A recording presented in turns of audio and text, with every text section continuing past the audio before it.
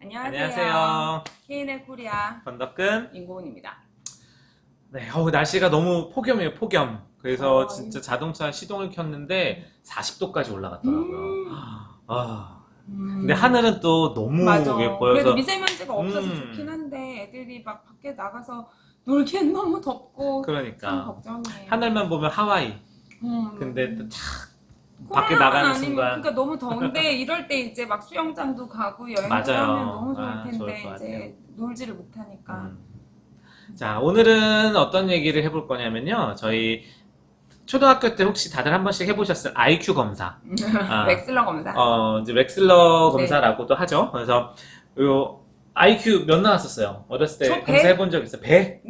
왜 100 무시하세요? 100이 100이 어. 그 같은 연령대 이제 뭐 그런 인구의 70% 정도가 이제 가지고 있는 이제 평균치가 100이에요. 저는 딱 100. 저는 중학교 때 제 기억에 IQ 검사 했던 것 같은데 그때 138 나왔었어요. 근데 주변에 훌륭하시네. 138이 되게 많았어요. 그래서 뭔가 이게 되게 비슷하게 시험을 보면 나올 수 있는 그 점수대인가라는 생각을 하긴 했는데 그게 이제 요새는 TV에 막 130, 140 너무 많이 나오니까. 멘사 막 이런 것도 있잖아요. 멘사 가입하고. 네, 근데 실제로 저는 엑슬러 검사를 많이 하는데 실제로 아주 높지 않아도 굉장히 뭐 전교 1등 하는 애들도 많고 또 굉장히 높은데 반에서 꼴찌하는 애들도 생각보다 많아요. 자, 일단 웩슬러 검사라는 거 아니면 이제 IQ 검사라는 거는 왜 해야 되는 거며 뭘 우리가 그걸 통해서 얻을 수 있고 볼 수 있는지 그런 걸 좀 간략하게 얘기해 볼까 해요. 그것도 사실- 이제 하나하나 얘기하자면 매우 너무 디테일해. 길어져.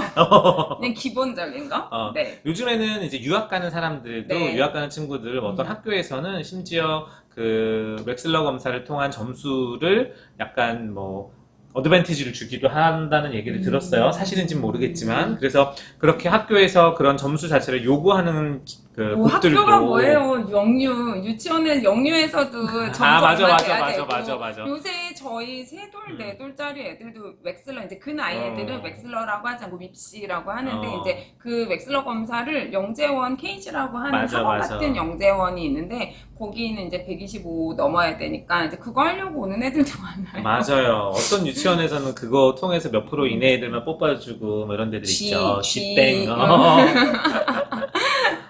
그러니까요. 맞아. 근데 지금 생각해보면 아무튼 아무튼 그래서 길어져. 그거를 어떻게 우리가 그걸 보고 의미를 어느 정도까지 부여할 수 있고 어떻게 해석하면 될까요? 그러니까요. 저희가 보통은 이제 웩슬러 검사라고 하면 흔히 이제 IQ 검사라고 알고 있죠. 그래서 그게 점수가 높으면 우리 애는 똑똑하네. 그게 우리가 점수가 낮으면 우리 애는 조금 안 똑똑하네. 뭐 그렇게 생각을 하세요. 근데 사실 저희가 웩슬러 검사를 하는 이유는 점수가 궁금해서 하는 거는 아니고요. 이게 FSIQ라고 해가지고 이제 최종 점수가 나오는데 그게 풀 스케일 IQ인데 이제 그거는 평균값 해서 이제 내는 거고 그게 각 세부 항목들이 있어요. 언어 이해라고 해서 이제 얘가 얼마나 학습이 잘 됐는지, 그다음 뭐 지각추로는 이제 타고난 지능과 이제 공감 감각 이런 게 얼마나 좋은지, 그다음에 단기 기억을 보는 부분이 있고, 그다음 집중력을 보는 부분들이 있어요. 그래서 각각의 점수의 패턴이 사실은 더 중요해요. 그래서 그냥 뭐 높더라도 좀 이렇게 일관되게 높은 아이들이 수행이 실제로 좋고요. 그 다음에 낮아도 그냥 골고루 잘 발달을 한 애들은 또 괜찮아요. 그러니까 그런 애들은 낮아도 학습을 했을 때 학습 그 성과율 성과율이 효과가 좋다라고 볼 수 있는 그러니까 거고. 어떻게 보면은 이게 이제 인풋의 영역이 있고 얼마나 알아듣는지 그거를 자기가 생각한 걸 얼마나 잘 얘기를 하고 쓸 수 있는지를 보는 아웃풋의 영역이 있는데 그게 비슷하게 골고루 있으면 자기가 인풋한 이게 받아들이는 거는 시간이 좀 걸려도 그런 아이들은 또 굉장히 끈기랑 노력이 있거든요. 그러면서도 뭐 전교 1등 하는 애들 생각보다 많아요. 100 안 되는 애들 중에서도. 그래서 실제로 저희는 점수가 그렇게 뭐 의미를 두는 거는 아니고요. 대신에 이제 각각의 점수 패턴을 저희가 제일 중요하게 보는 아이들은 고지능 ADHD가 많아요. 그래서 실제 FSIQ라고 해서 흔히 너 IQ 얼마야? 라고 해서 점수가 나오는 게 뭐 진짜 140 얼마, 150 이렇게 해도 나머지 점수는 굉장히 높은데 마지막 처리 속도, 이제 집중력을 보는 게 뭐 90, 밖에 안 된다. 그럼 90도 정상 범위기는 하지만 그 아이는 전형적인 ADHD 모양을 보이거든요. 아는 거는 많은데 맨날 틀려요. 맨날 실수하고. 이제 그러면서 생각보다 IQ가 너는 상위 0.1%야 해도 자존감이 굉장히 낮아 있는 애들. 그러면 확률적으로는 IQ가 높으면 공부를 더 잘할 확률이 높을까요?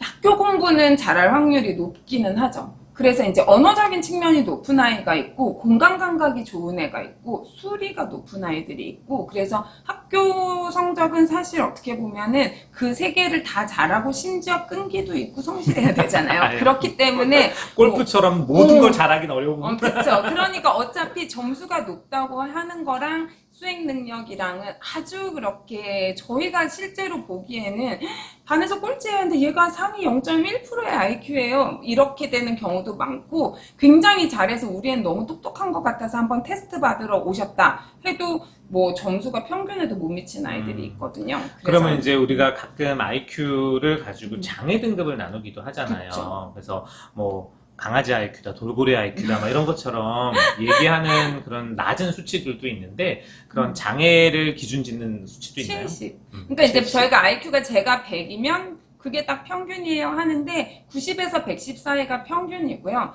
그 다음에 80에서 90 사이는 이제 조금 낮은 거. 근데 70 미만이면 우리가 흔히 말해서 정신지체를 이제 진단하는 기준이 되죠. 근데 사실 친식이 안 되는 애들도 생각보다 많아요. 그러면 근데 그런 굉장히 애들은 일상생활에 하는데 별 문제 없는 애들도 많아요. 근데 이제 예를 들어 뭐 언어가 좀 유난히 떨어지는 애들, 특히나 이제 언어 발달이 좀 늦된 애들이 점수가 잘 안 나오거든요. 그래서 그런 경우도 있고. 하지만 아이들이 이해하고 수행하고 하는 데는 문제는 없어 없고. 보이지만 지문을 사회성도 읽고 굉장히 파악하고 좋고. 하는 게 안 되기 때문에 점수는 낮게 나온다. 그런 아이들은 이제 어머니들이 점수를 보고 얘를 어떤 부분에서 도와줘야 될지 이제 그런 거를 알게 되고요. 그 다음에 또 하나는 이제 정신과 같은 데서 항상 풀배터리 검사에는 이 웩슬러 검사가 들어가게 돼 있거든요. 애들뿐만이 아니고 어른들도. 근데 이제 이런 거를 하는 의미는 기본 지능이 어느 정도 있는 사람들은 자기가 살면서 힘든 순간이 왔을 때 이길 수 있는 힘이 있는 사람이라고 저희가 보통은 판단을 해요. 그래서 뭐 우울감도 높고 막 굉장히 이제 지금 현재 힘든 상태인데 웩슬러 점수가 괜찮다. 그럼 이 사람은 좀 버틸 수 있겠구나. 근데 지금 당장 힘든데 웩슬러 점수도 많이 낮다. 그리고 실제로 우울감이 높으면 똑똑한 사람들도 그 검사하는 당시에는 점수가 낮게 나오기도 하거든요. 그렇게 됐을 때 이제 이게 점수가 낮으면 이 사람은 조금 더 도와줘야 되는 사람. 이제 그런 식으로 판단하는 기준으로 많이 쓰죠. 웩슬러 그래서 검사가. 웩슬러 검사가 필요할 수 네, 있겠군요. 그래서 풀배터리 검사에는 저는 우리의 지능은 안 궁금해요. 안 할래요. 이렇게 하시는 분들도 있는데 그거를 봐야 이 아이가 가지고 있는 정신적인 힘이 어느 정도인지 그 다음에 얘는 어디에 문제가 있는지 언어인지 그게 언어라고 하는 게 국어를 잘하기 위한 언어는 아니고 언어라고 하는 거는 일상생활 하는데 가장 기본적인 것들이거든요. 근데 그게 낮으면 친구들이랑 놀이도 잘 안 되고 자존감도 떨어지고 그럴 수 있기 때문에 각각의 항목을 봐야 이 아이나 이 사람에 대해서 판단하기가 좋습니다. 그래요. 뭐 요즘에도 초등학교나 중학교에서 의무적으로 다 그런 웩슬러 검사를 IQ 검사 요새는 하나요? 안 하는 것 같아요.